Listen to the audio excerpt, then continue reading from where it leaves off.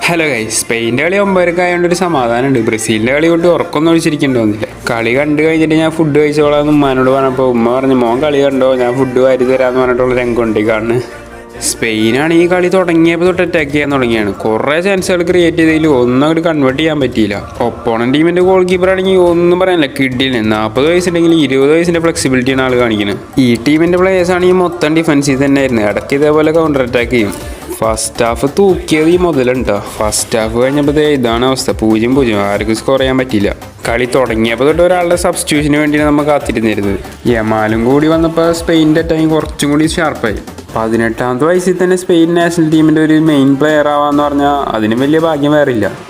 കളി തുടങ്ങിയപ്പോൾ തൊട്ട് കുറേ ചാൻസുകൾ സ്പെയിൻ ക്രിയേറ്റ് ചെയ്തെങ്കിൽ ഒന്നും സ്കോർ ചെയ്യാൻ പറ്റിയില്ല. ഒപ്പോണൻ ടീമാണെങ്കിൽ എങ്ങനെയൊക്കെ ചത്ത് കളിക്കാൻ പറ്റുമോ അത്രയും രീതിയിൽ ഡിഫെൻഡ് ചെയ്ത് കളിച്ചിരുന്നു. ഫിഫ റാങ്കിങ് 2ാം സ്ഥാനക്കാരായ സ്പെയിനുണ്ട് 64ാം സ്ഥാനത്തുള്ള ക്യാബോ വെർഡെ പിടിച്ചു നിർത്തിയത്. നിങ്ങൾ ഏത് ടീമിനെ ഈ വേൾഡ് കപ്പിൽ സപ്പോർട്ട് ചെയ്യണമെന്ന് താഴെ കമൻറ്റ് ചെയ്യുക. അപ്പോൾ ഓക്കെ ബൈ.